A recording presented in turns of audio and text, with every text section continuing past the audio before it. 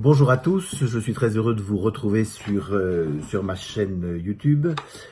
Pour ceux qui ne me connaissent pas, je suis Jean-Marc Brett, je suis avocat spécialisé en droit du travail et médiateur, et ici c'est de médiation dont je vais vous parler, comme dans le cadre de ces 10 petites vidéos où j'ai décidé de vous proposer de vous transmettre quelques expressions ou quelques phrases qui me rendent ma vie de médiateur plus douce et qui m'accompagnent dans l'exercice de ma profession de médiateur.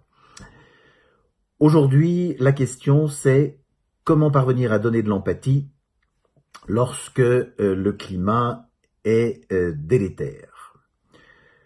Situation classique que vous avez sans nul doute comme moi rencontrée à de nombreuses reprises. Vous êtes médiateur, vous avez vos deux médiants, éventuellement les deux avocats devant vous, et l'un des médiants répète en boucle les mêmes phrases jusqu'à ce que petit à petit la colère monte en vous.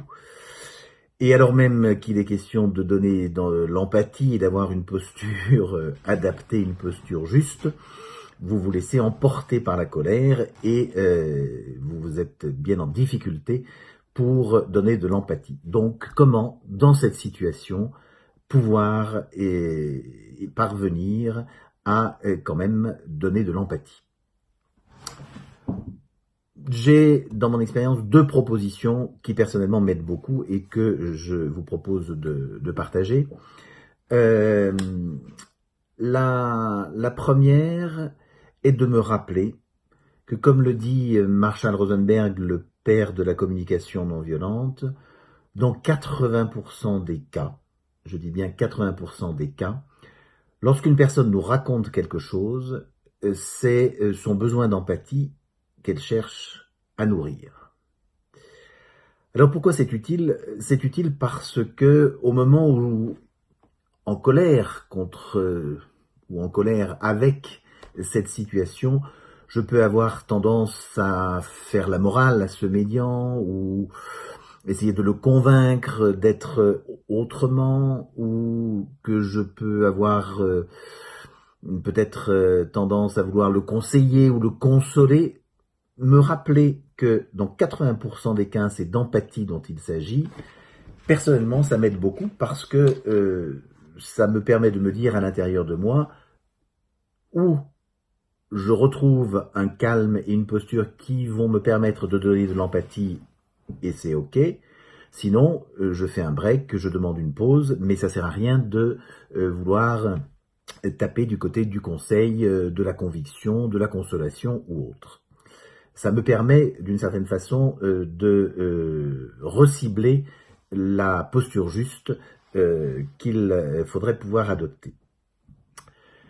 Le deuxième élément qui me semble extrêmement important et qui m'aide est, dans ce genre de situation, de me rappeler que lorsque l'autre a une réaction forte, ou que lorsque ce médian répète en boucle les mêmes phrases, il me parle de lui. Et ça, c'est très confortable. C'est-à-dire que je ne me sens pas en colère à cause de lui. Il n'est pas la cause de ma colère. La cause de ce que je vis, ce n'est pas l'autre.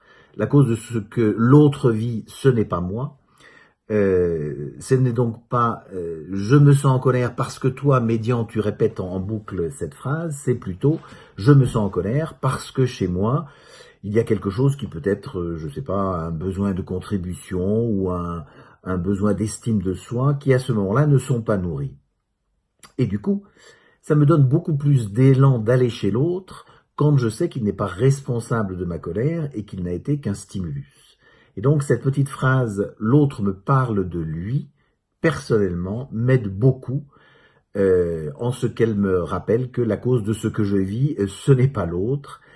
Et fort de cette phrase, je retrouve un élan qui me permet d'aller sur la colline de ce médian et de retrouver mon alignement et mon ancrage. Voilà, je vous propose de tester ces deux petites pistes qui, de mon point de vue, aident beaucoup à donner de l'empathie dans des situations où on n'a pas vraiment envie de le faire. Testez et on en reparle éventuellement sur un chat ou dans le cadre d'une autre vidéo. Très bonne journée à tous.